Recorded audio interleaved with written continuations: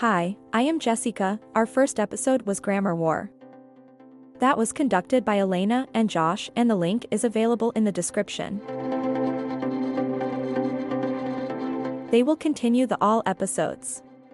We talked about common grammar mistakes. Our podcast series will cover all aspects of English grammar.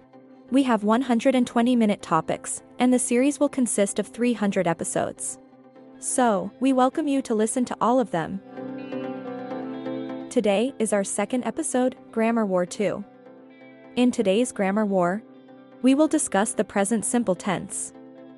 All right, welcome everyone. Today we're taking a deep dive into something we use every single day, but maybe don't think too much about: the present simple tense. I gotta say, there's a lot more to this tense than meets the eye. Yeah, I mean, at first glance, it seems pretty basic, right? You just take the subject and the verb and boom, you're done. Oh, it can be deceptively simple, for sure. But that's part of what makes it so powerful. It's the foundation for expressing so much in English. All those habits we have, the facts we know, the things we do regularly, it all comes back to this structure. Okay, I see what you mean. So I drink coffee every morning, that's present simple, and it's describing my coffee addiction at this point. Exactly. You've got the subject I and the verb drink in its base form. But of course, there's that little twist when we talk about someone else, like he drinks coffee every morning. Ah, right.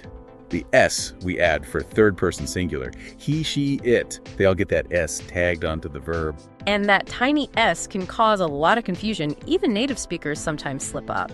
And it gets even trickier with some verbs. Oh yeah, like in the presentsimple.pdf file, there's a whole section about adding ES instead. Right. When the verb ends in sh, things like that, you've got to add is, like he goes to work or she finishes her homework. Those can be a bit tricky. And I'm seeing here in the examples, it says the bus arrives at 8 a.m. Oh. Okay, so not just actions, but also schedules and facts, all using present simple. Exactly. That's what makes it so versatile. It covers so much ground, from the earth revolves around the sun to my cat sleeps all day. Speaking of things that can be tricky, I know the source mentioned some common mistakes people make, like forgetting the S for third person or using do when they don't need to. Ah, yes, classic blunders. Yeah. But they happen because people don't always grasp the WHY behind the rule. The HES is all about subject-verb agreement, making sure they match up. And throwing in that extra do just messes up the present simple's natural flow. Right, it's like you need the map, not just the directions. But hey, speaking of tricky, what about irregular verbs? Well, we can't forget about those. Especially the VIPs of irregular verbs, be and have. They're everywhere. So we're talking am is are for be and has have for have, right? You got it. And since these verbs are so common, getting those forms down pat is super important. And looking at the examples here, it's like I'm tired or she has a meeting. Basic, but essential. Absolutely. It's the groundwork for so much of what we say and write. And what I like about this presentsimple.pdf is it doesn't shy away from real-life examples. Yeah, like the car has a flat tire. It's not just grammar in a vacuum, it's how we use it to describe what's going on around us. Exactly. That's what makes the present simple so powerful. It helps us express so many ideas, from simple actions to more complex states of being. This is making me think about the present simple in a whole new way. It's like a linguistic Swiss Army knife. I like that. And we've only just scratched the surface. There's so much more to explore. All right, we're back and ready to dive even deeper into the present simple. Yeah, it's amazing how much we've already uncovered about this tense, but I'm sure there's even more to learn. Oh, absolutely. One thing that always fascinates me about the present simple is how versatile it is. We talked about habits, facts, regular actions, but it can also express future events, especially when they're tied to a schedule or timetable. Oh yeah, I remember learning about that. Like, the train leaves at 10:00 a.m. tomorrow. Even though it's in the future, we use the present simple. Exactly. Because it's a fixed time, it's like a certainty, so the present simple fits perfectly. It's not just about what's happening right now.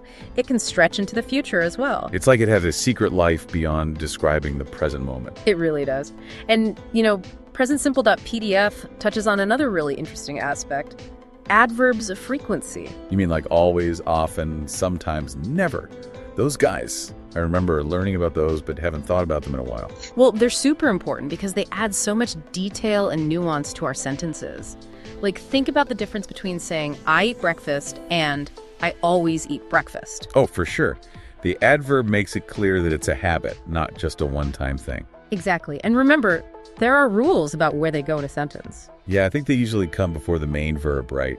But after the verb to be. You got it. So we say, she often goes to the gym, but he is always on time. Those little details make a big difference in getting it right. That's like cooking, right? Yeah. The ingredients matter. Okay, but now I'm curious. There's one thing we haven't talked about yet. Using the present simple in stories. Now you're getting into some really interesting territory. A lot of people think the present simple wouldn't work in stories, since they often talk about the past. Right, that's what I was thinking. But the source mentions it, so there must be something to it. There totally is. It's actually a powerful technique for bringing stories to life, especially when you're describing actions that happen quickly, one after the other. I'm not quite picturing it. Could you give me an example? Sure. Imagine you're reading a thriller, and it says, the detective bursts into the room. He scans the scene, his eyes searching for clues. Do you see how that creates a sense of urgency and suspense? Oh, I see what you mean. It's like we're right there in the moment with the detective. So it pulls you in. And this technique, it's called the historical present. It's a great example of how the present simple can be used in creative, unexpected ways. Wow, this deep dive is full of surprises. It's like the present simple is more than just a grammar rule. It's like a toolkit for expression. That's a great way to put it. It's about understanding how language works and using it to communicate effectively and even creatively. Well said. It feels like we've covered a ton already, but I can't wait to see what else we uncover. What other insights does presentsimple.pdf have for us? And we're back, ready for the final leg of our journey into the present simple tense. It's been a fascinating exploration, hasn't it? We've gone from the basics to some really surprising nuances like that historical present we talked about, and how powerful those little adverbs of frequency can be. I know, right? And what's really struck me is how the present simple isn't just about following rules, it's about communication. Pure and simple. Exactly. It's about getting your message across clearly and effectively.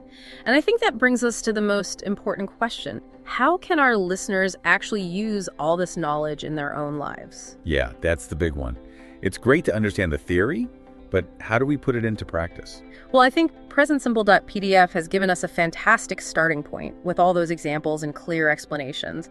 But the real learning happens when you start to notice the present simple in action, out in the wild. So it's like, we've got the tools now, but we need to go out and build something. Exactly. Pay attention to how people use the present simple in everyday conversations or when you're reading a book or watching a movie. See if you can spot those habits, those facts, those regular actions being expressed. And don't be afraid to play around with the tense yourself. Try it out in different ways. I love that. It's about being more aware of the language we use, the choices we make as speakers and writers. Exactly. And as you become more attuned to those nuances of the present simple, you'll find you can express yourself more precisely, more clearly. This deep dive has been a real eye-opener, even for me.